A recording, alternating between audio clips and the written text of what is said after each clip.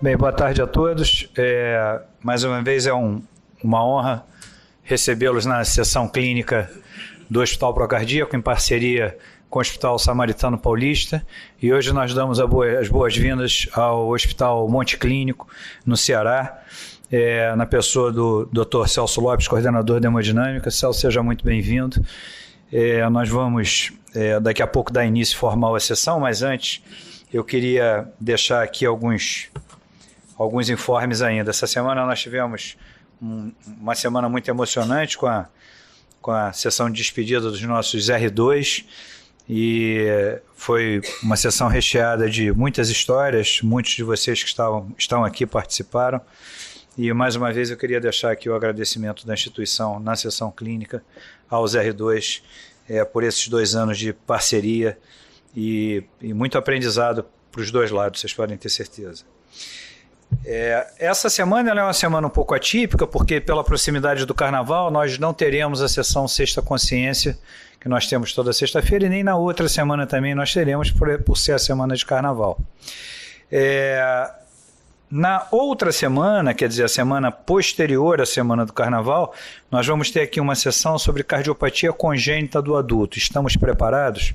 Como vocês sabem, nós abrimos recentemente o serviço de pediatria no hospital, e ainda que as doenças congênitas sejam cada vez mais prevalentes na população adulta, esse tema é um tema que eu acho que ele precisa ser debatido e um pouco melhor conhecido pelo corpo clínico do hospital. Essa sessão ela teve a iniciativa da doutora Márcia Baldanzi e do doutor Andrei Monteiro, cirurgião cardíaco pediátrico, e vão ter aí os nossos debatedores da casa. Então, não percam a sessão do dia 4/3. Hoje, a nossa sessão ela versa sobre a síndrome coronariana aguda e tem como tema muito além da imagem. Eu queria, já de antemão, agradecer ao Roberto Sporcati, coordenador da unidade cardiointensiva do hospital, pela sua, não só a participação nas sessões clínicas, mas também pela nossa parceria com o Hospital Universitário Pedro Ernesto, onde ele, de uma forma tão carinhosa, bem como os demais staffs, recebem também os nossos residentes lá. Então, Roberto, obrigado aí por toda a parceria. Queria ainda deixar um aviso que quem ainda não participa do grupo do WhatsApp e tem interesse, pode passar, por favor, o número para o Antônio, o WhatsApp da sessão clínica Procardíaco, para poder receber os informes das atividades científicas do hospital. Isso vale também para os nossos amigos de São Paulo e para os nossos amigos do Ceará, poderem acompanhar. E além disso, as sessões elas estão disponíveis com um delay de 1 semana, é isso, Hilton? Mais ou menos um delay de 1 semana no site do Procardíaco, com acesso aberto a todos. Então, Roberto, muito obrigado. Eu queria te chamar para assumir a moderação da sessão. Obrigado, André. Antes de tudo, dizer que a parceria com a UERJ para a gente é uma enorme satisfação, é um aprendizado de parte a parte, tanto quando os nossos residentes daqui vão de lá, os nossos de lá vêm aqui, e em especial o nosso corpo clínico também, que milita nas duas instituições. Muito obrigado pela oportunidade, obrigado a todos pela presença nessa nossa reunião, obrigado ao pessoal de São Paulo e de Fortaleza. Eu creio que Fortaleza é a primeira participação? Segunda. Então, sejam todos bem-vindos e vamos construir essas reuniões assim com o maior interesse em que a participação seja sempre de todos.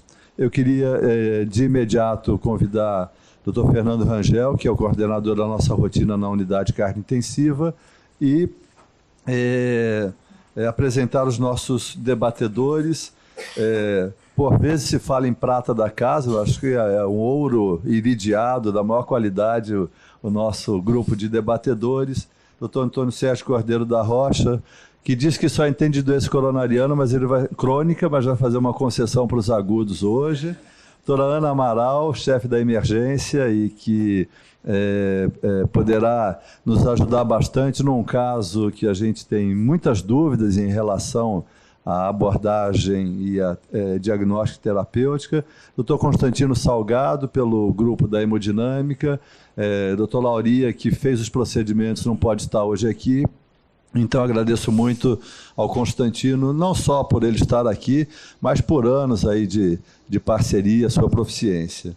E Dr. Olavo Esteves, que é a rotina da nossa unidade cardio-intensiva, da USI 1 e da USI 3, né, e que desempenha um trabalho assistencial e cada vez mais com esse toque da participação nos nossos protocolos de pesquisa e nos nossos debates.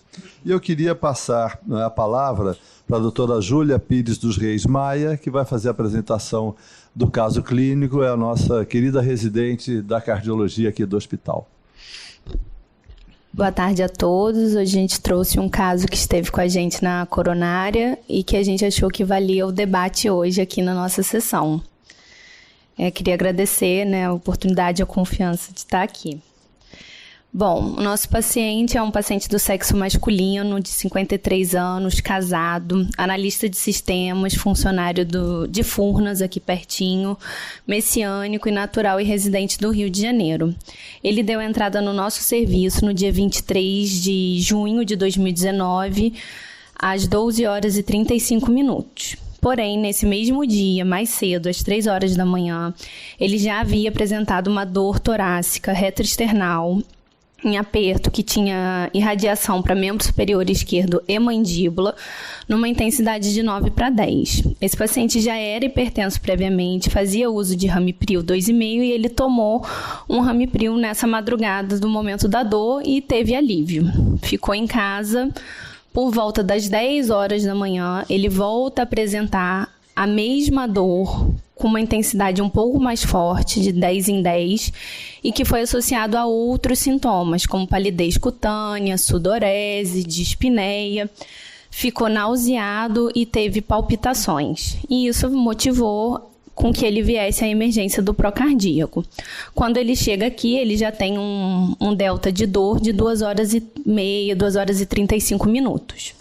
Então, da HPP, já tinha comentado que ele era hipertenso, não tinha nenhuma alergia medicamentosa, nunca tinha feito transfusão sanguínea e de histórico cirúrgico só tinha colecistectomia. Tinha uma história familiar positiva para DAC e para hipertensão, a mãe infartou aos 60 anos. Não era tabagista, era etilista eventual e estava sedentário. Bom, esse é o eletro da admissão, foi feito em 9 minutos e aí a gente queria já abrir para debater. Ana, o paciente chegou à emergência com essa história e esse eletrocardiograma, né? Qual tem sido a conduta e como você individualizaria para esse paciente? Como parte do nosso protocolo de dor torácica, eu acho que, num primeiro momento, um paciente que chega com dor, ele deve ser direcionado a um leito de eletro, com realização desse eletro, como dizem as próprias diretrizes, com um eletro que deve ser feito no intervalo menor do que 10 minutos. Né? Então, uma vez esse eletro não sendo um supra, a gente tem um pouco mais de tempo de avaliar risco desse paciente, de avaliar o que a gente está vendo nesse eletro e poder pensar em estratégias e conduta para ele. É uma dor que foi caracterizada e colocada pela Júlia, uma dor que parece uma dor típica, uma dor que preocupou, que me preocuparia num paciente, inclusive, hipertenso, com fator de risco, com história familiar positiva.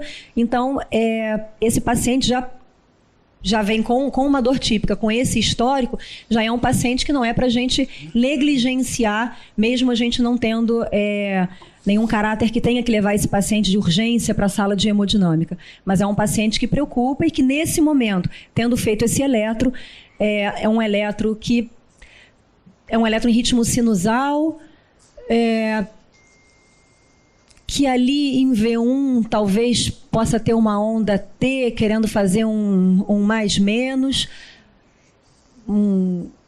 mas um Qzinho ali talvez em parede inferior, talvez querendo ter ali um suprete, talvez, né, podendo querer ali um eletro que ele não define, é uma síndrome coronariana aguda com certeza, mas que faz a gente pensar que talvez aquele paciente que ficaria para repetir um eletro daqui a 15 minutos, daqui a 20 minutos, ver se ali ia trazer alguma coisa ali de diferente para a gente. Não é um paciente que eu negligenciaria de forma nenhuma, é uma probabilidade elevada para síndrome coronariana aguda. Ele seria colocado para a gente numa rota de avaliação, numa rota 3 hoje, dentro do nosso protocolo institucional. Não é uma rota 1 porque ele não tem supra, ele não tem infra no eletro para ser colocado numa rota 2. Então, é um paciente que iria colher enzimas, intervalo de enzimas, e que a gente começaria já a pensar em estratégia farmacológica para ele, e que aí a gente pensa, não sei se a gente vai levar essa discussão um pouco mais à frente, talvez seria um paciente pelo protocolo não para dupla antiagregação direto, mas que eu deixaria ali um eletro para repetir, para ver se isso ia mudar evolutivamente, se ia ter alguma alteração dinâmica dele. Antônio Sérgio, como você vê, nesse eletrocardiograma, na parede inferior, o final do QRS é uma alteração de repolarização ou é só o final do QRS? E como você vê a parede lateral, você acha que pode ter algum infra de ST que pudesse orientar alguma coisa a mais ou não? Como é que você está vendo esse eletrocardiograma? Olha só, Roberto, primeiro, obrigado pelo convite. Na verdade, eu esperaria um eletro, acho que todo mundo esperaria um eletro diferente desse, né? Esse eletro realmente é aquele que suscita muita dúvida. Ele tem sinais de crescimento atrial esquerdo e chama atenção as alterações da repolarização, sem caracterizar, pelo menos que eu pudesse, já tentei ver aqui, um supra de ST, talvez em D3, mas em D3 isoladamente seria uma coisa muito fora do comum. Esse supra em V1 não foi uma coisa que, assim, de qualquer maneira, a gente tem que ficar atento, né? E essas alterações, eu acho, Roberto, que tem alteração, sim, da repolarização, chamaria atenção ali V4, um pouquinho infra em V4, V5, V5, V6, eu acho que chama atenção. Quando a gente vai para D1 e AVL, isso não chama tanta atenção quanto nessa parede anterolateral. Mas eu concordo com a Ana, eu não entraria. Aliás, eu sigo lá a escola do Montelesco, eu acho que esse paciente, pelo menos nesse paciente que a gente não tem uma síndrome coronariana com supra, eu não iniciaria uma dupla antiagregação para ele, não. Qual seria a sua compra? Não, eu faria aspirina mesmo. Ele é um paciente que toma Ramipril apenas, né? Eu faria a aspirina e repetiria esse eletro. Veria como ele responderia. E eu não sei como estava. Eu acho que não foi apresentado o exame físico dele, não. Não sei como é que está a pressão dele. Quer dizer, então, na verdade, ele chega com dor, né? Então, eu acho que a gente teria que necessariamente tratar dessa dor, e com uma dor típica, né, nitrato, né? Seguramente venoso aí, mas tem que ver a pressão arterial dele da entrada para a gente poder se guiar. E eu repetiria esse eletro. Obviamente ele vai ser monitorizado, né? Mas uma dor muito intensa, né? Você sabe que eu procurei até um infra do PR, mas eu não achei. Porque muitas vezes essas dores, né, mesmo dores sendo típicas, a gente tem que pensar em processos alternativos ao diagnóstico, embora tudo nos leva a crer, inclusive, que o título da sessão, com o hemodinamicista do lado da gente, né, a gente acredita que isso deva ser uma síndrome coronariana aguda, mas eu estou dizendo que no paciente jovem, né, no paciente jovem, mesmo com uma história de doença coronariana prematura, né? A mãe com 60 anos teve um infarto, mas apenas hipertenso, a gente não tem outros dados, que o paciente saiba, pelo menos, né? Com 53 anos é difícil mesmo o sujeito saber se tem dislipidemia, né? Se tem uma intolerância à glicose, alguma coisa desse tipo. Quer dizer, então, eu acho que aí a gente teria que aumentar o nosso leque de diagnóstico diferencial para esse tipo de dor, né? Eu acho que aí uma pericardite seria alguma coisa que a gente não poderia deixar de estar no radar.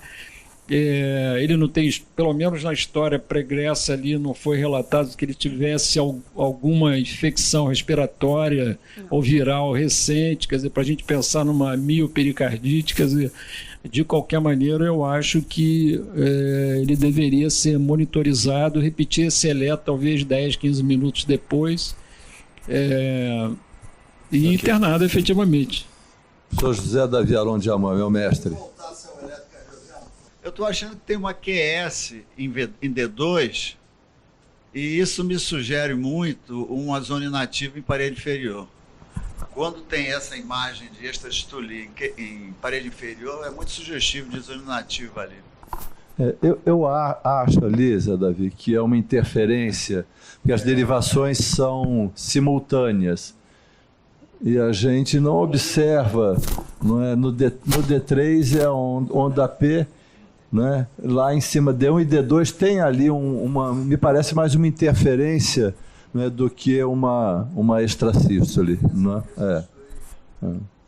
Vamos lá, vamos ver o que foi feito. Então, no exame físico, o paciente estava vigil, lúcido, orientado, Glasgow de 15, ele tinha uma palidez cutânea acentuada, hidratado, anictérico, cianótico, estava sudoreico quando chegou, tinha bom enchimento capilar periférico, estava hemodinamicamente e eupineico em ar ambiente. Os sinais vitais: a pressão arterial no membro superior esquerdo era 144/92 e no membro superior direito 138/64, com uma frequência cardíaca de 86 batimentos por minuto, frequência respiratória de 19 incursões por minuto e a saturação de oxigênio 98% em ar ambiente. O ritmo cardíaco era regular, com bulhas normofonéticas, sem bulhas acessórias e sem sopros. Os pulsos eram simétricos com boa amplitude. Na ausculta respiratória, ele tinha um murmúrio vesicular universalmente audível, mas ele crepitava um pouco bibasal. Abdômen inocente e os membros inferiores também inocentes, com pulso também amplo e simétrico. Aí foram coletados os exames laboratoriais. A hemoglobina de 18, hematócrito de 51, leuco de 8.800, a plaqueta de 193, função renal dentro da normalidade, sódio e potássio também, glicose de 140 e uma PCR de 0,4. Foi coletada a primeira troponina às 13 horas e 11 minutos, que tinha esse valor de 383, que nos nossos valores já seriam, os nossos pontos de corte já seriam uma troponina francamente positiva. Nesse momento, que a Ana já até chegou a comentar disso, a princípio, o paciente fez só o AS e o nitrato, tá? Entrou com o tridil. E aí, quer discutir alguma coisa, professor, alguma pausa? Queremos a ajuda de Fortaleza. Nós temos lá o Celso, é isso? Eu não estou aqui com a imagem. E de São Paulo também o Pedro, para poder nos ajudar um pouquinho aqui. Qual seria a conduta de vocês? A conduta seria iniciar medidas pacíficas com a linha aguda com dupla antiagregação plaquetária. E monitorizar, e agora com troponina positiva, já internaria o paciente e uma estratificação invasiva em 24 horas. Em 24 horas. Ok. São Paulo. 24 horas. Boa tarde a todos. Em relação a esse caso, corroborando, já foi comentado pelos colegas do Celso, esse paciente, então, ele entraria no doutorado, fez o eletro, apesar de alta suspensão, foi um eletro definitivo em relação ao diagnóstico, então ele poderia cair realmente na rota 3, mas assumindo que esse paciente está com dor persistente, ou seja, chegou com dor no hospital. Mas no exame físico, tendo esse contexto de um paciente que tem quadro de congestão, aparentemente aí um KILIP2, esse paciente, mas apenas pela questão do sintoma persistente, na rota 3 ele já entra num cenário de uma avaliação mais precoce.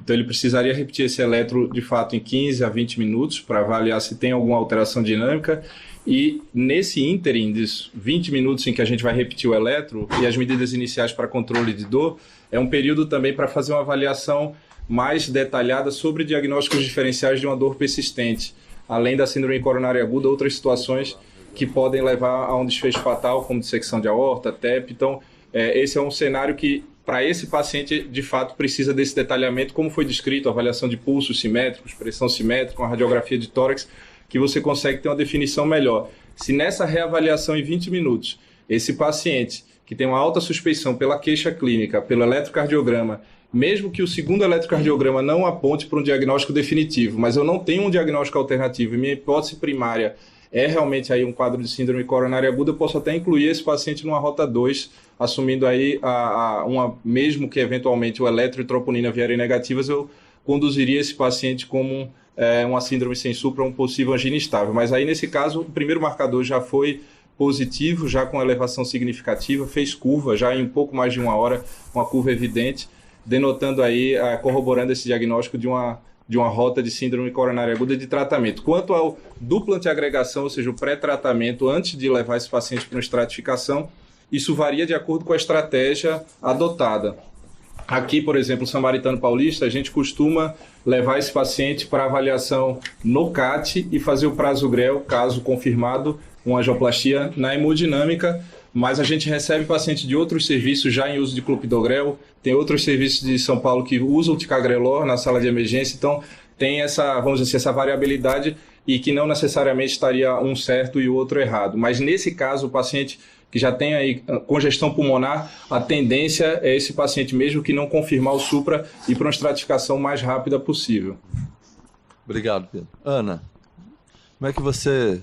O que acrescentou essa troponina? O porquê, volta ao laboratório, o porquê de uma segunda enzima, uma segunda troponina nesse intervalo de tempo, e se você tem essa visão também de que agora a gente tem um infarto complicado, é isso? Roberta, a primeira troponina já faz diagnóstico para a gente. Com esse valor, a nossa troponina aqui, o valor dela, para a gente ter como positivo, é superior a 34 picogramas por ml. Esse valor de 383 já é um valor extremamente elevado, né, se comparado com o valor dele de corte. Então, esse valor já se faz como positivo e você já poderia...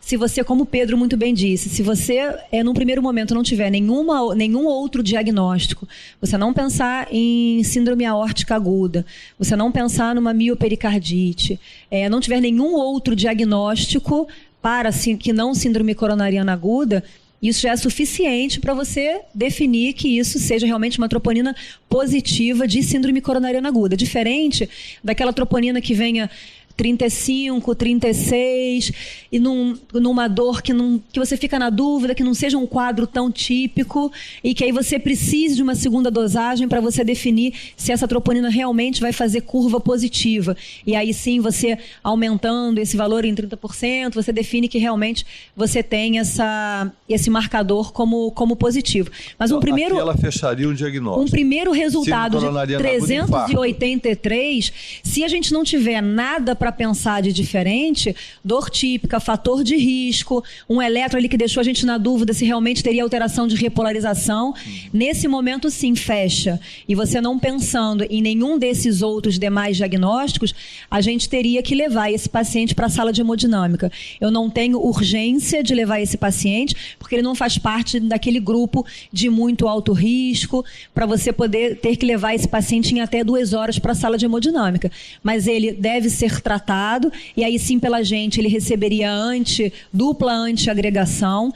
Pela nossa emergência, a droga de escolha para ele seria o AS e o ticagrelor. Ele realmente, a gente confirmando que não teria nenhuma contraindicação para isso. E a gente programaria junto com a equipe da hemodinâmica, dentro da facilidade que a gente tem aqui de levá-lo rápido, mas ele teria um tempo, até pelo menos 24 horas, para poder ser levado para a sala de hemodinâmica e estudado. Acho assim interessante, o Fabrício pediu para falar, mas acho que o laboratório nos permite identificar como síndrome coronariana aguda. Nos permite dizer que é um infarto agudo do miocárdio. E achei interessante, não é, essa estratégia de imediata ou 24 horas. o exame físico. O Pedro considerou, e foi descrito aqui, uma crepitação nas bases. Então, se tivesse isso, seria um infarto, não é? Com instabilidade. Sim. Seria um infarto para a coronariografia e aí agora. E aí, já pensando em algum grau de disfunção ventricular... Versus 24 horas, e o aspecto, assim, não é? Foi comentado de segunda droga, qual ser ou não, que é bastante ainda discutido, né? O Fabrício pediu para falar, depois o Antônio Sérgio. Bom, boa tarde. Pela facilidade que nós temos aqui, antes do resultado da troponina, a gente consegue um ecocardiograma. Tem esse resultado? Temos. Então, já vai facilitado, você vai ver diversas alterações. Lembrar que ajuda, mas o ecocardiograma não está nos protocolos de dor torácica para a imensa maioria da população. É para um diagnóstico diferencial ou um paciente que tem uma cardiopatia prévia, que a gente queira rever isso. Né? Essa questão que está sendo debatida, acho que é muito importante, né? A Sociedade Europeia classifica a síndrome sem supra quanto ao risco, né? O alto risco, isso que todos falaram, troponina positiva, eletro alterado, associado à dor, claro, e cresce acima de 140. Já o muito alto risco tem insuficiência cardíaca aguda, choque cardiogênico, arritmias malignas, dor refratária, etc. Alterações de eletroflutuantes com supra, infra. Então, quer dizer, se nós interpretarmos aqui o CLIP-2, a questão do exame e interpretação deveria ser pensado no muito alto. Então é bem interessante isso, muito alto 2 horas, o alto risco 24 e o risco menor iria até 72 horas para intervenção, para coronariografia. Roberto, eu só... embora eu perguntei aqui, off, para a Júlia se ele chegou de espineco no hospital, ela disse que não, que estava saturando a 98%. Mas, de qualquer maneira, tem que ter uma explicação para esses estertores bibasais, né? Quer dizer, então a gente... mas ele não era fumante, né? Quer dizer, então eu acho que isso é uma coisa importante, concordo com o Pedro. Eu acho que aí já coloca o paciente no outro patamar de risco, né? Não é esperado isso, né? Quer dizer, que ele tivesse, independente de estar com saturação de 98% e está eupneico, mas ele se queixou de falta de ar. Quer dizer, esses pacientes chegam com dor no peito, falta de ar, são aqueles que me preocupam, né? Com palidez cutânea, quer dizer, então está sofrendo e a gente aqui, qual é o diagnóstico para esse paciente, né? Quer dizer, a gente não tem um raio-x de tórax, a gente não tem um eco para poder saber o quanto de comprometimento da função ele tem, mas tem alguns dados indiretos que aquele eletrocardiograma... Se o eco for alterado, olha só, de função grave... Olha só, Roberto... Se o eco for normal... Não, Roberto, o que eu quero dizer é o seguinte, a disfunção diastólica... A disfunção diastólica existe. Se a gente levar em consideração aquele eletrocardiograma com sinais de NIT sobre a carga atrial esquerda, independente dele ser hipertenso, mas o eletrocardiograma dele não denota uma hipertrofia ventricular esquerda muito evidente, né? Eu não diria que o diagnóstico seria de hipertrofia esquerda, com aquela sobrecarga atrial esquerda, estertor bilateral. Eu acho que a gente tem que valorizar isso. Júlia, vamos seguir. Eu acho que o que o professor Antônio Sérgio colocou é importante. Ele tem sobrecarga atrial esquerda. Você pode até admitir que seja por uma sobrecarga de ventrículo esquerdo hipertensa. Mas ele tem estertor bilateral. É um doente que está com manifestações importantes. Eu discuti a possibilidade de ser uma QS ali, pode ser um artefato. Esse doente, para mim, ia direto para o cateterismo, não tem nem dúvida. Então, dando continuidade, a gente teve essa primeira troponina, que já era positiva, e aí ele teve uma segunda dosagem às 14h45, em que a gente tem um aumento nos níveis da troponina, que passam a ser 1020 o total. Num primeiro momento, assim que o paciente chega, foi feito o AS nos 200 miligramas e entrou a nitroglicerina venosa. E aí, diante dessa troponina mais alta, da primeira troponina, aí entrou o ticagrelor também em dose de ataque. E aí temos o eco, que foi realizado no mesmo dia. Oi? Aliviou, mas não teve melhora total, não. Exatamente. Aí no mesmo dia, né, ainda na emergência, o paciente fez o eco. às 13h48, que mostrava uma aorta de 26, o ato esquerdo 35, VE diastólico de 41, VE sistólico de 26, septo de 10 milímetros, parede posterior do VE de 10 e uma fração de ejeção de 66%. Então, tinha função sistólica biventricular preservada e tinha uma discreta hipocinesia em parede inferior, segmentos basal e médio, sem nenhuma outra grande alteração. A veia cava estava de calibre e variação respiratória normal. E aí, então, diante disso tudo, optou-se por fazer a coronariografia. Ele tinha um delta-T de dor de 5 horas e 22 minutos. Quando ele vai para o CAT. Só uma observação, né? Muito pertinente a discussão sobre a estertoração pulmonar. Hoje, né, cada vez mais, o emergencista ele usa o ultrassom pulmonar. Né? E o ultrassom pulmonar é fundamental para a gente ver, e obviamente, às vezes o paciente tem, numa insuficiência cardíaca aguda, uma translocação de líquido com a função sistólica normal. E às vezes faz também uma insuficiência mitral isquêmica, faz uma congestão pulmonar. Então, a presença dos cometas é muito importante. Por outro lado, a gente também tem uma outra epidemia que a gente, cardiologista, a gente às vezes não vê. E às vezes está presente nas bases pulmonares, que é a maldita fibrose pulmonar intersticial, muito comum nos idosos. E é hoje uma pegadinha. Né? Então, só para dizer a você que hoje esse ecocardiografista ele tem que trazer essa informação para a gente. Né? Como é que está o ultrassom pulmonar? O Evandro levantou a possibilidade de haver uma patologia pulmonar prévia. Esse doente é hiperglobúlico. Ele chega no hospital com 18 de hemoglobina. Então, eu acho que tem um diagnóstico diferencial que não tem nada a ver com quadro agudo. Estamos falando da estertoração pulmonar. Que eu acho que realmente vale a pena ser visto depois. Agora, efetivamente, eu acho que não muda nada a interpretação do estertor pulmonar por uma informação que você acabou de trazer, que ele persiste com dor a despeito do tratamento. Doente que persiste com dor a despeito do tratamento tem que ir para o CAT, independente se o estertor tem IVS ou não tem IVE. Algumas pessoas pediram a palavra e eu cometi a indelicadeza de não passar, que é para que elas possam ajudar na conduta agora, por favor. Bom, o procedimento é realizado por acesso radial. A ventriculografia é feita com catéter de coronária direita, mas aparentemente a função preservada. Não dá para dizer que você tem uma alteração contrátil na parede inferior. Essa é uma injeção na artéria coronária direita, uma coronária direita meio ectasiada, longa e com uma... Se o senhor quiser que eu pause... tem aqui também. Se o senhor quiser que eu pause em algum momento, o senhor avisa. A gente tem uma imagem longa de falha de enchimento, desde o terço proximal da coronária direita, terço médio até o terço distal, com comprometimento. O fluxo ainda é um fluxo time 3, mas você vê essa imagem globular mais branca, mais acidentada dentro da coronária direita. Tá? Tem mais. E vai até o terço distal. Pode ir passando, por gentileza. Bom, é a coronária esquerda agora. Coronária esquerda... livre de lesões, uma artéria circunflexa com grandes ramos marginais, uma descendente anterior que ultrapassa o ápex, calibrosa, pode passar. Um grande ramo septal magno ali. Você não achou que a ideia está enchendo lentamente? Não necessariamente não, Davi. Esse paciente está com... É a velocidade do computador, depois que roda, melhora um pouco o fluxo. Então, o território da coronária esquerda está isento de lesões obstrutivas. Então, o que a gente tem...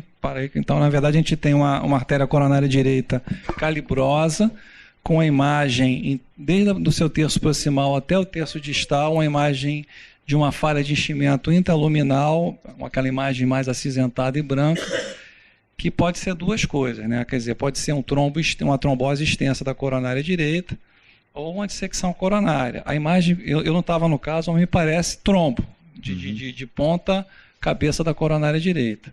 E aí o colega já está passando... Antes da intervenção, vamos aproveitar o Celso, né? Celso, a imagem chega bem aí para você? Não chega tão bem. Já até passaram uma corda guia, mas você passaria a mesma corda guia? Qual seria a sua conduta nessa apresentação angiográfica? A minha conduta seria tentar... O colega me parece mais sugestivo de trombo. A minha conduta seria tentar aspirar o máximo possível, acredito que tenha sido isso que eles tenham tentado passar essa corda guia, e depois de aspirar, avaliar a imagem resultante e discutir sobre a imagem intravascular, ou iniciar alguma outra uma abordagem farmacológica para reestudar no segundo tempo. Eu acho que a minha primeira atuação seria tentar aspirar o máximo possível de trombo e avaliar a imagem intravascular. Os colegas de São Paulo iriam para intervenção, aspiração, anticoagulação. Qual seria a conduta? Dependeria do resultado pós essa primeira abordagem. Eu acho que se a gente aspira, sai muito trombo, tem um acidente de placa, eu questiono esse acidente com uma imagem intravascular, ou ultrassom, ou OCT, muitas vezes você pode resolver naquele mesmo momento. Mas se não houver nenhuma placa com acidente, a tendência seria anticoagular, começar talvez 2B, 3A e reestudar em seguida. São Paulo, Pedro, Teixeira, qual seria a conduta do serviço? A gente está com o Fábio Conejo aqui, que é hemodinamicista, que vai dar a opinião também. Bom dia a todos, é um prazer estar participando desse debate muito rico. E tendo o Celso aí, que foi meu R2, aprendi muito com ele também. Mas nesse caso, ficou claro a coronariografia da direita que nós temos uma tapete de trombo, né, que vai desde o terço proximal ao terço médio.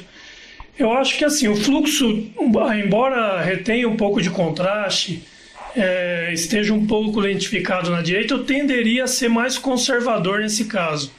Eu entraria com o inibidor da 2B3A, né, e reestudaria esse caso em 2 a 3 dias.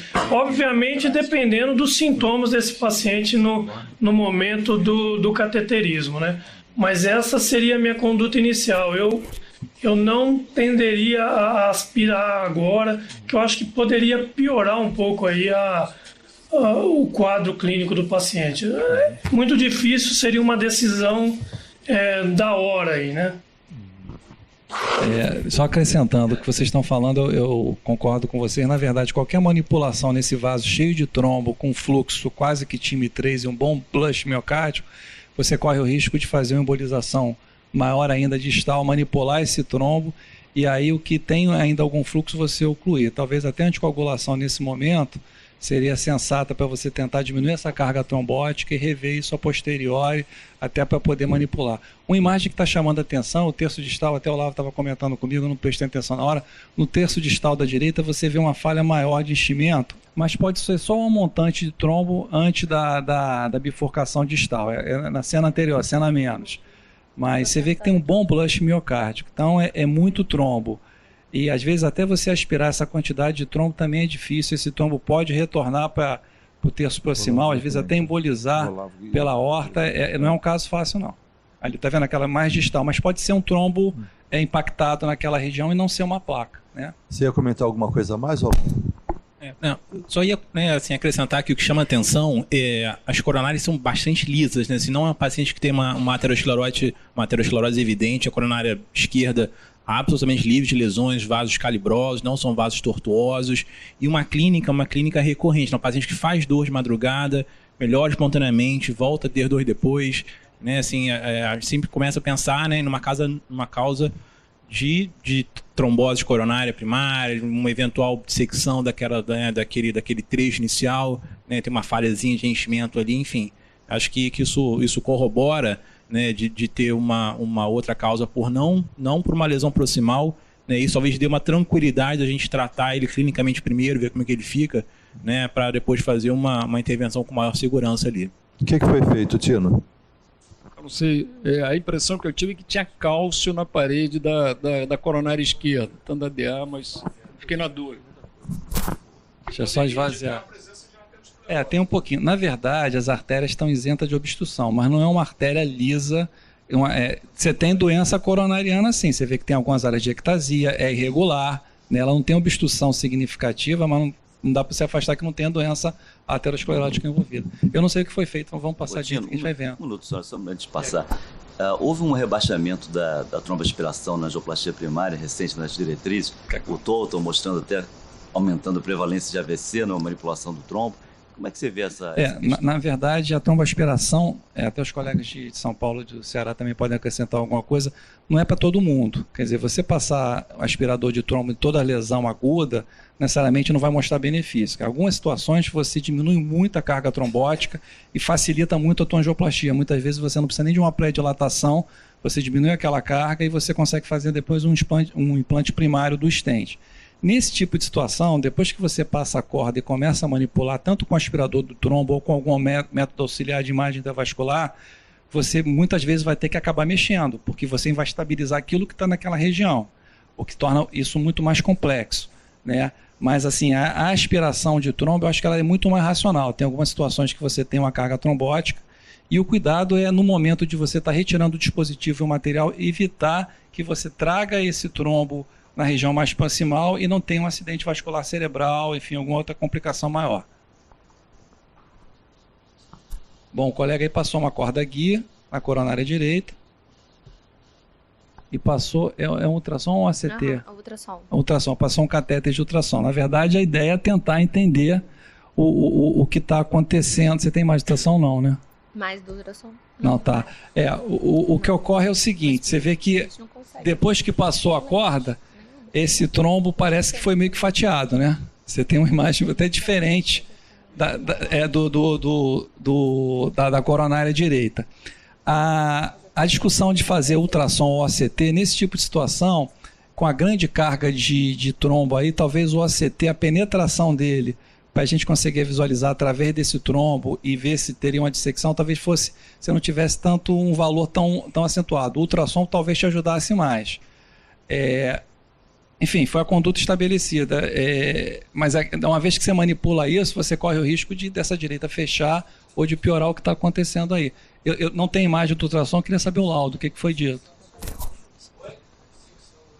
Essa é a dúvida o tempo todo. Mas a imagem parece muito trombo. Normalmente a dissecção, você tem um padrão diferente, até com impregnação, é um pouco mais na parede do vaso, né? Uma dissecção em espiral. A dissecção espontânea é um achado, é uma das formas de insuficiência coronariana aguda. A gente acha muito isso em puérpera, em mulher, em algumas situações. Com esse grau de dissecção, não me parece dissecção a imagem, não. Me parece mais trombo pelaquela imagem intraluminal. E você vê que depois que manipulou, a conformação da imagem intraluminal também mudou. Não falando a favor de dissecção, e sim de trombo. Então... essa é uma discussão. Você poderia aspirar? Poderia. Mas essa grande carga trombótica, talvez a farmacoterapia inicial fosse melhor para você diminuir a carga de trombo, uma vez que você não tinha cometimento de fluxo. O fluxo estava preservado, Davi. Então, o que a gente quer nesse momento é que esse paciente que está com fluxo preservado, uma função miocárdica preservada e talvez com melhora de dor, se a gente conseguir diminuir a carga trombótica, você vai conseguir depois, no segundo momento, ver exatamente o tamanho do vaso, o stent que você vai implantar, senão a gente vai estar trabalhando meio às cegas e espremendo o trombo. No momento que eu aperto aquele trombo com stent, eu faço como se fosse um amassador de batata do purê. Eu posso estar embolizando isso para a microcirculação e aí eu vou estar levando a um problema muito maior do que eu tenho nesse momento. Bom. Nesse momento, não. Só se o vaso estivesse fechado. Então, aqui foi o que foi descrito em prontuário pela hemodinâmica. Então, foi uma coronariografia com ventriculografia radial direita, como já tinha comentado. A parte de coronária esquerda só com ectasia. E na direita tinha aquela falha de enchimento, iniciando num terço proximal e se estendendo até o distal e com uma discreta hipocinesia apical. Foi feito o ultrassom, a gente teve um probleminha para conseguir passar as imagens, foi bem difícil, e aí eu acabei não conseguindo trazer, peço desculpas. E aí a gente tem o ultrassom só a parte do laudo. Tinha uma coronária direita com 6 milímetros de calibre, com um grande trombo cilíndrico, iniciando num terço proximal e estendendo-se até o leito distal. É compatível com a coronariografia. Então, ficou como uma hipótese diagnóstica, que seria um IAM sem supra do segmento ST, com um trombo extenso em coronária direita. Eu acho que a gente poderia avançar com o que foi feito de terapia farmacológica e colocá-la já em debate, para que a gente possa agilizar um pouquinho mais. Uhum. Então, o paciente já tinha feito o AS, ficou com o ticagrelor, entrou a torva de 80 para fazer à noite e, com uma discussão entre a coronária e a hemodinâmica, optou-se pelo tirofiban e iniciou-se numa dose de 14 ml hora, com uma proposta de que ficasse até um novo estudo. Entrou a heparina não fracionada e manteve a nitroglicerina, que chegou até doses bem altas, chegando a 48 ml hora, que são 80 microgramas. Quem quer comentar? Olavo, quer comentar? Acho que isso era o que foi discutido, né, primeiro com a hemodinâmica, de, né, manter uma terapia mais invasiva, mais agressiva do que a gente habitualmente vê, numa tentativa, né, de diminuir aquela carga trombótica e esse doente monitorizado, né, com heparina venosa, enfim, até para ter mais segurança numa eventual necessidade de reabordagem, caso recorrência de dor ou instabilidade clínica, paciente que a gente tem que ter na mão, porque a qualquer hora ele pode, né, precisar voltar para a hemodinâmica para, enfim, tratar a lesão se houver complicação, né, relacionada a uma oclusão do vaso, uma eventual oclusão. Ana, quer comentar? Um comentário rápido, só para a gente ter um alerta. Eu não sei se a gente tem calculado o Resbled desse doente, de risco de sangramento. Não, sim, mas eu imaginei já que fosse, mas só para a gente também ter em mente que nesse momento a gente está com dupla antiagregação, sendo um antiagregante mais potente, que é o ticagrelor. A gente está com tirofiban e heparina, então a gente está aí mais do que uma terapia tripla, né? A gente está com um paciente com... Eu entendo que seja um cateterismo que preocupou a gente devido à alta carga trombótica, mas a gente tem que ficar muito aí alerta, mesmo sendo um paciente com baixo risco de sangramento, que isso pode acontecer. Então, eu não sei se a gente faria concomitante o tirofiban e a heparina, ou faria o tirofiban, né, o tirofiban em sala e Seta, você gostaria de opinar também nesse momento sobre essa farmacologia? Agradecer aqui a oportunidade, dizer que é um prazer trabalhar com a rede, né? A gente tem discutido muito o manejo da dor torácica em rede. O Pedro está lá em São Paulo e os outros hospitais da rede. Acho que é uma oportunidade grande a gente ter uma visão não só local, né? E o que eu queria dizer é que, ao longo dos últimos anos, a gente usou muito pouco a combinação de 2 antiagregantes plaquetários com o inibidor de glicoproteína 2B3A e heparina. Isso vem diminuindo o uso dessa combinação. Na época, quando a gente só tinha o clopidogrel, a gente já usava menos. E depois da introdução dos novos antiagregantes, que já não são mais novos, a gente começou a usar ainda menos. Porém, é possível. E eu acho que esse é um caso onde essa combinação pode ser feita. Isso dá trabalho, a gente usa pouco, tem que monitorizar a plaqueta, enfim, o doente pode sangrar. Mas eu acho que é um caso onde eu ficaria, sim, com essa terapia quádrupla e reestudaria esse doente em 2, 3 dias. E o que frequentemente a gente vê é que no reestudo isso melhorou quase que completamente. A gente tem melhoras assim muito importantes e às vezes não precisa nem fazer intervenção depois coronariana. Essa é que é a minha impressão. Então eu vou querer ouvir também dos colegas de Fortaleza e de São Paulo, já fazendo a ponderação do que eu espero com o inibidor da glicoproteína 2B3A na sua dose de ataque e a manutenção. E se essa carga de trombo é para ser manipulada com anticoagulação ou mais antiagregação. E considerar que esse paciente já estava com ticagrelor. Se está adequado isso, uma manutenção, não é, de tirofiban e heparina por dias, não é, ao longo depois da intervenção. Eu concordo com o colega do Rio, eu manteria ele com a ticagrelor, o inibidor da 2B3A e a heparina. No entanto, assim, os estudos com o inibidor da 2B3A foram mais com associação do clopidogrel, né? Então a gente não tem tantos estudos, mas nesse caso, tendo em vista aí uma coronária direita bem dominante, um quadro clínico bem importante, eu manteria com os 4 e reestudaria esse paciente em 72 horas.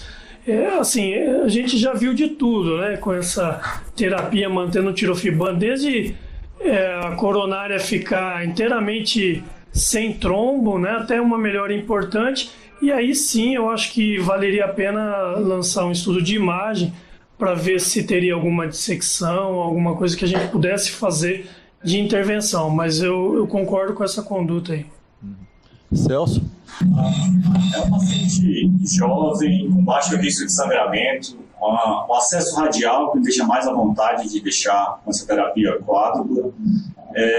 O que eu faria um pouco diferente é deixaria o tirofibam por 24 horas somente e anticoagularia por 3 dias e respiraria por 72 horas. Acho que seria essa mais ou menos a nossa conduta aqui em Fortaleza. Roberto Gamarra.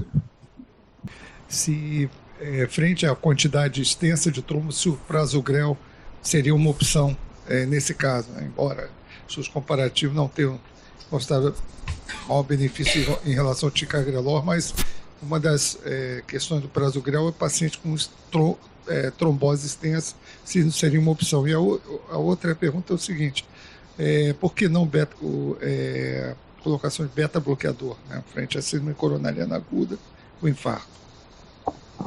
Roberto, na minha opinião, o prasugrel seria uma excelente opção também, o ticagrelor aqui.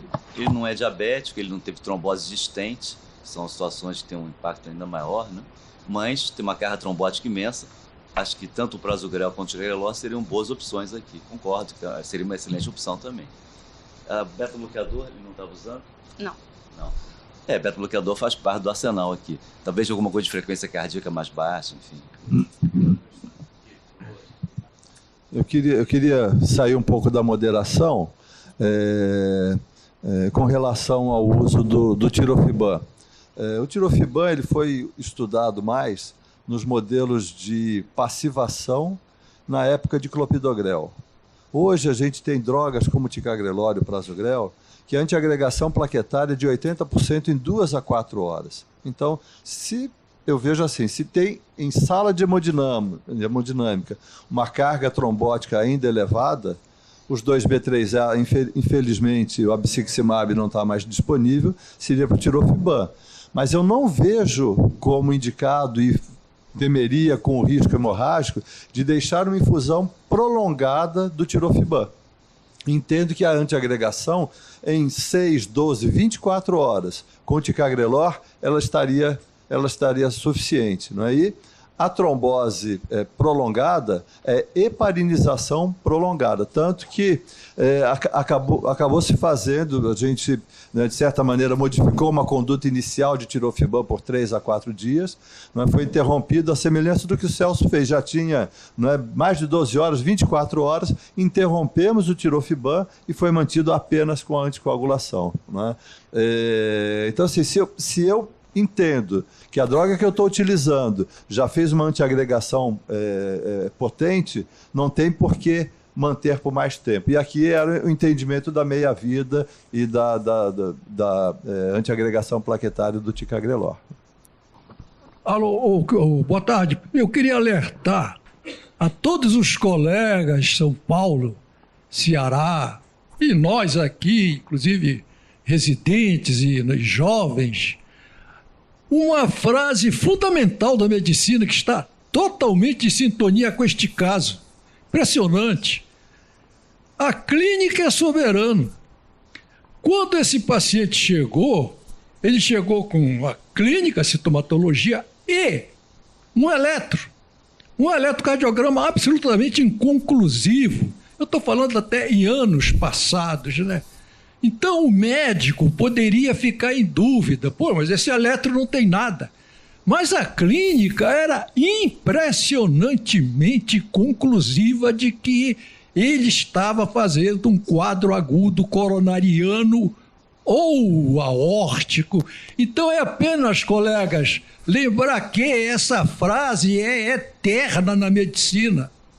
A clínica é soberana. É que eu queria dizer, colegas. Então, dando seguimento, a ideia inicial após essa primeira coronariografia é que esse paciente ficasse com o tirofibam até uma próxima abordagem no dia 27/6 de junho. Só que isso passou por algumas mudanças. E, além disso, nesse período, a gente começou a estudar, investigar esse paciente para a gente tentar entender por que uma carga trombótica tão alta num paciente jovem que só era hipertenso e com uma história familiar da mãe aos 60 anos.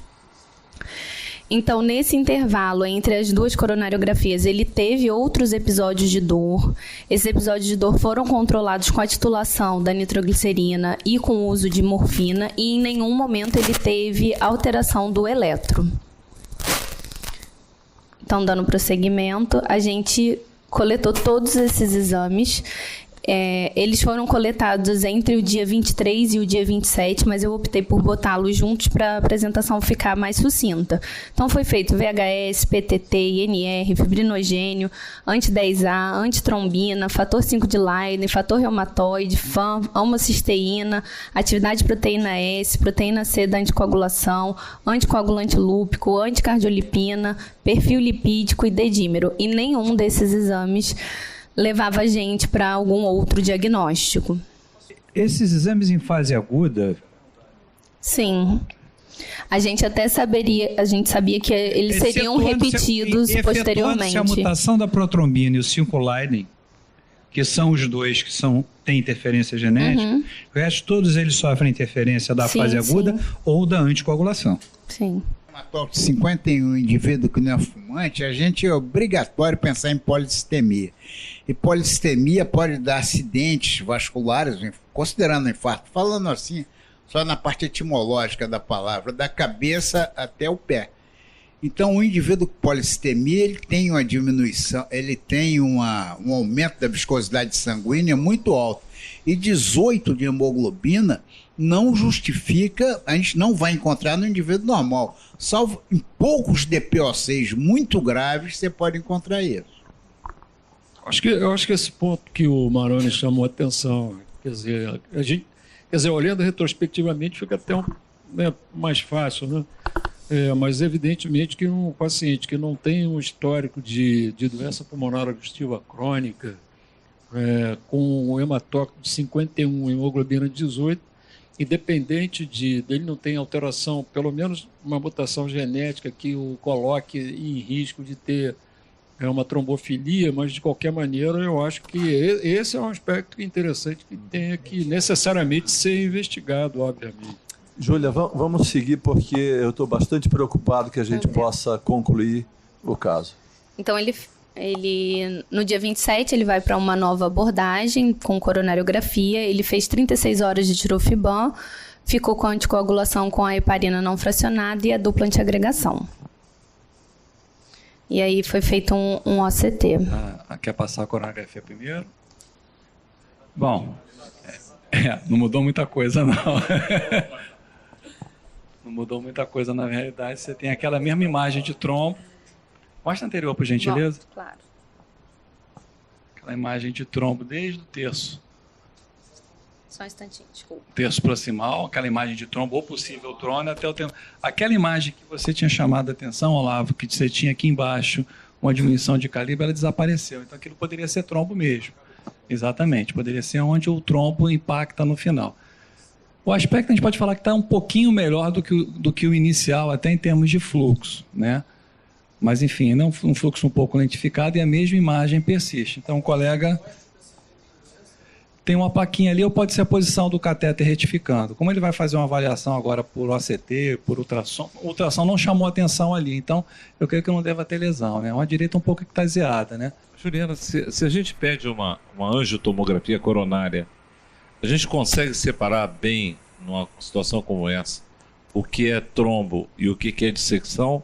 Ou você acha que a gente continuaria na dúvida?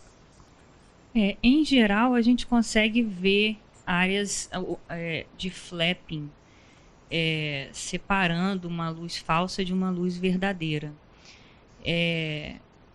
Haveria dificuldade de separar o que é uma dissecção de um trombo caso a falsa luz estivesse totalmente trombosada de fora a fora, mas ainda assim a superfície lisa separando o trombo da luz verdadeira, no caso, se fosse uma superfície lisa e o fato de ser em espiral, falaria mais a favor de ser uma dissecção. até isso me chamou a atenção. Esse aspecto não está em espiral? Agora, nessa segunda coronariografia, um aspecto mais em espiral, que poderia sugerir mais uma dissecção? É difícil, Juliana, de dizer, porque na verdade é um segmento muito longo, né?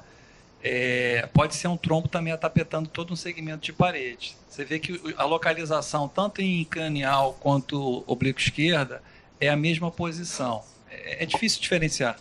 Acho que só pela angiografia é muito difícil dizer se é uma coisa ou outra. Agora, essa falha globular intraluminal fala muito a favor de trombo. Entendi. Fala muito a favor de trombo. Com o limite mais irregular, você diria, né? Tem um limite mais... A falha tem um limite mais... Tem um contorno irregular. É mais ou menos o que a gente usaria. Agora, nada impede que ele tenha dissecado uma placa, rompido uma placa e feito trombo em cima, que é a fisiopatologia da doença coronariana aguda, né? Seria o mais provável. A anjo de coronária poderia colaborar nesse sentido.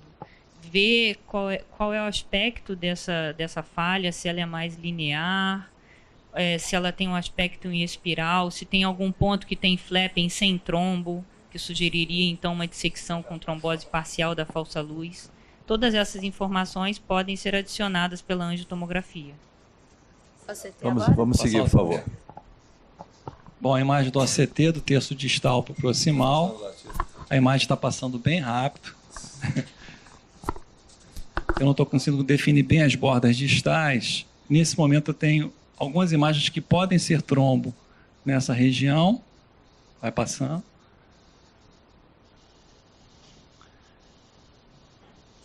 Esse tempo de recolhimento do catéter é muito rápido do ACT, tá? E a gente tem falhas de borda de enchimento próximo ao catéter, que pode ser um pequeno trombo naquele local, essas imagens mais periféricas.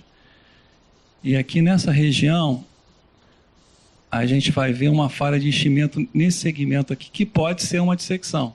Ali trombo e pode ser uma área de dissecção, e aqui um trombo em volta do catéter. Então, essa definição espiralada aí, eu vou te falar, eu fico muito na dúvida ainda. Quer dizer, eu tenho uma falha do contorno vascular naquele local, que pode ser uma área de dissecção ali, com imagem de trombo no restante do segmento. Tá? Nesse momento, provavelmente, depois de ter feito todo o tratamento antiagregante, anticoagulante, teoricamente, independente de ser trombo ou ser dissecção ali, eu acho que a gente teria que abordar essa região. Provavelmente deve ter sido feito isso. Eu não sei qual foi a conclusão, mas exatamente nesse ponto aqui, vocês veem que aqui no longitudinal a gente tem uma falha de enchimento até um pouco extraluminal, mas não é aquela imagem de dissecção de ponta cabeça da coronária direita, que talvez fosse o que a gente esperaria numa dissecção espiralada. Então eu posso ter um ponto de uma placa rota nesse local com a montante de trombo. Tá? Então, a conclusão da coronariografia, que tinha o mesmo padrão vascular, e aí foi feito o ACT Desculpa só interromper, eu não posso dizer que é uma dissecção coronária espontânea, pode ser uma placa que rompeu. Aí eu estou dizendo uma fisiopatologia diferente, né? Tem uma área eu segui exatamente o que estava escrito no prontuário. Então, o que tinha de diagnóstico seria uma dissecção coronariana com trombos intramurais. E aí optou-se por abordar, foi feito o implante de um stent na DP, 3 stents na coronária direita, no terço médio distal, resultando numa melhora da falsa luz, mantendo imagens de trombo na coronária direita do terço médio distal com fluxo time 3. Aí é o momento do implante. Isso. Já tem stent lá embaixo, na porção distal. Eu tenho todas as imagens, se preferir eu posso passar todas. Então, na verdade, aí ele colocou um stent do início do terço, final do terço proximal até o terço distal, tem um segmento sem stent, tem um gap, depois você tem um stent no terço distal e um stent de menor calibre que pega o terço proximal da descendente posterior. Persiste uma falha no terço proximal da coronária direita, Passa a última imagem, por favor, da estado final.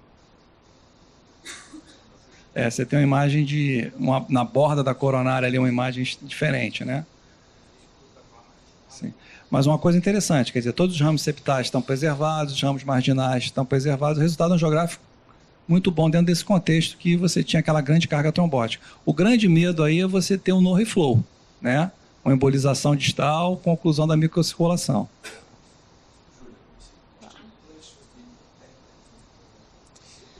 Nesse mesmo dia, o paciente retornou para a unidade coronariana e ele teve dor no período da tarde, dor de forte intensidade, associada à sudorese novamente, que não respondeu à titulação do tridil e também à morfina. Então, ele volta para a hemodinâmica às 20 horas e 20 minutos e esse é o eletro do momento da dor. Pode? Ele teve... tem mudança. A manipulação provavelmente embolizou alguma coisa, né? Então, esse foi o eletro do momento da dor. Após essa segunda coronariografia, ele volta para uma terceira coronariografia às 20 horas e 20 minutos. A imagem angiográfica não está... não está diferente. Não, tem que ver na cranial para ver a DP. Vai passar. Passa a próxima projeção, por favor.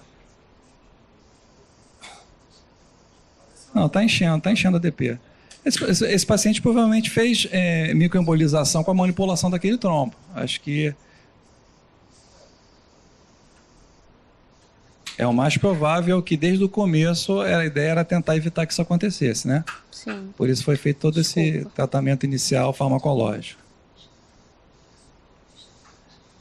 Esse é o exame completo dessa terceira coronariografia. Na verdade, o questionamento da Ana aqui é entre os dois stents ali embaixo. É um segmento que não está coberto de stent. Então, enfim, mas o fluxo ali está mantido. Não está trombosado. O fluxo está... Aí, você vê que o terço distal da DP parece estar até ocluído lá a pontinha da DP. É muito trombo... Né? Manipulação de trombo. Nesse stent todo, né, tio? A gente vê uma distância de luz. Então o stent né? Muito trombo. Mas enfim, nada que tivesse que mexer nesse momento de forma alguma. Mas veja, poucas horas depois, não é, da intervenção e já uma carga de trombo, não é, superposta. Não, ele já saiu com trombo, enfim. E quando você está dilatando lesões com trombo, às vezes é muito difícil você saber se você está totalmente aposto na parede, porque você tem uma interface de trombo ali. Então é uma dificuldade, pode ser até uma coisa no futuro, uma hipoexpansão de stent, que faça uma trombose de trombo. Talvez numa situação de implante ideal desse stent era repassar talvez o OCT ou ultrassom para ver se a parede está bem encostado o stent na parede, né? É aposto. Eu acelerei um pouquinho aqui, colegas de Fortaleza e de São Paulo, mas eu gostaria de ouvir um comentário dessa sequência de exames. Como é que vocês viram aí teriam utilizado uma outra forma de imagem ou de conduta? Começamos com o Celso, Fortaleza. As imagens não chegaram muito bem para nós aqui, mas a imagem da OCT me parece mais sugestiva de trombo realmente, e trombo recanalizado. Né? Eu não vi muito bem os detalhes para ver alguma dissecção, mas parecia muito mais trombo e trombo com recanalização, que é comum de ver nesses cenários. A conduta eu acho que teria sido a mesma, eu acho que trataria todo o segmento acometido. Eu tentaria talvez aspirar um pouco mais, julgando que seria mais trombo.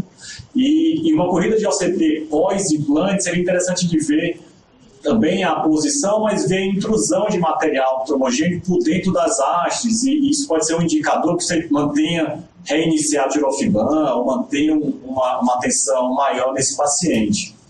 Mas acho que no caso, a conduta seria mais ou menos bem semelhante ao que foi feito. Colega de São Paulo, desculpa, eu não fixei o nome da hemodinâmica. Fábio Conejo. Eu concordo com a conduta tomada. A OCT me pareceu realmente mais presença de trombo, né? E eu faria a mesma abordagem terapêutica aí com o implante dos stents. No final eu passaria novamente ao CT para ver se as hastes estavam bem apostas e é isso. Eu acho que foi uma conduta correta aí do colega. O OCT foi passado depois, mas a gente optou por não trazer os vídeos para não ficar muito longo, mas estava tudo direitinho. Vamos fazer a evolução final, Júlio.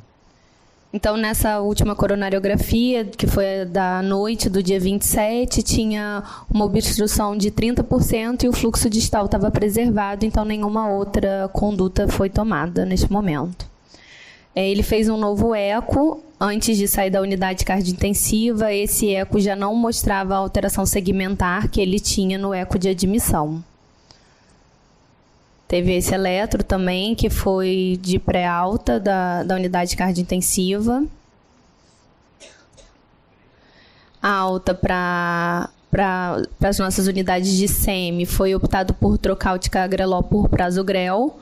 Ficou com o Marevan, saiu a heparina, o ramipril que o paciente já usava, manteve a torvastatina, entrou o bisoprolol, amlodipina, entrou um clonazepam, o paciente, né, teve uma instabilidade psicológica importante, de ansiosidade também, e o pantoprazol. Então, assim, ele foi para a nossa semi-intensiva.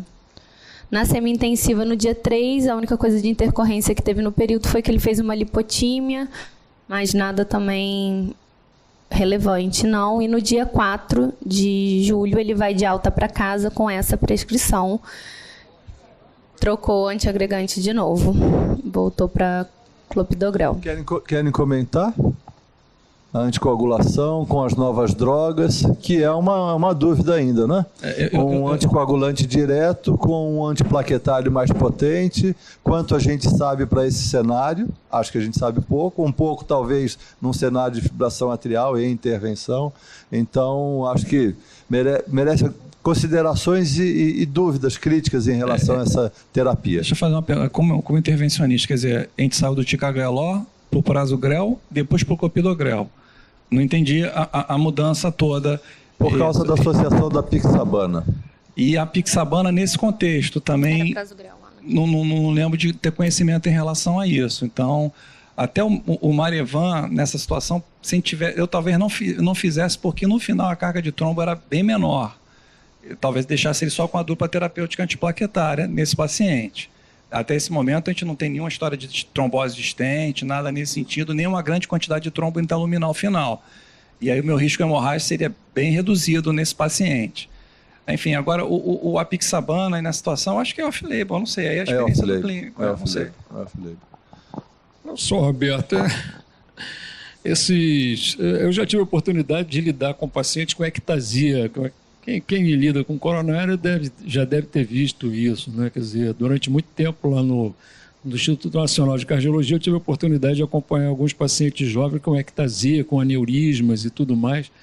E eu lembro de ter feito uma revisão de literatura e é impressionante como não tem quase nada descrito sobre isso, de como conduzir clinicamente esse paciente em nível ambulatorial. Eu lembro de um paciente que a gente ficou... Parecia uma arterite de causa desconhecida, não sei. Esse paciente, eu não sei o que ele tem, né? Na verdade, a gente não sabe qual é a patologia que está por trás disso tudo. Quer dizer, então, não me pareceu que fosse aquele quadro típico de uma aterosclerose coronária, né? Então, pela OCT, eu não sei, eu não tenho muita experiência com OCT, ou quase nenhuma.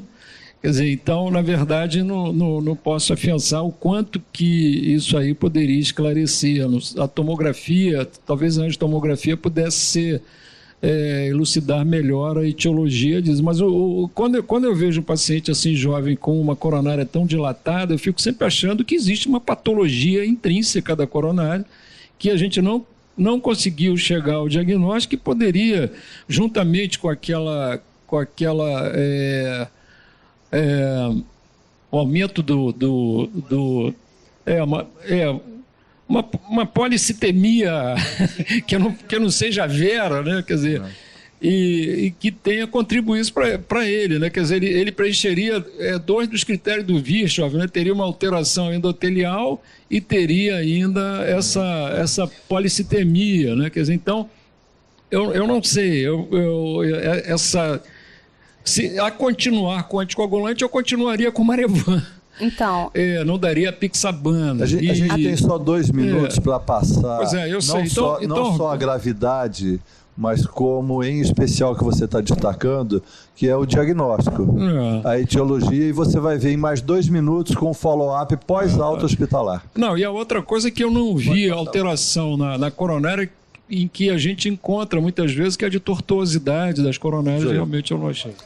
Esse paciente... Vamos fechar aqui e a gente depois... Não, esse paciente teve outros atendimentos aqui no PRO depois dessa primeira internação. Ele voltou 1 mês depois com um quadro de edema simétrico de membros inferiores, fez o Doppler, não tinha nada, foi de alta, e no dia 30 de agosto do mesmo ano, ele volta com um episódio de IAM com supra, porque ele fechou essa coronária direita.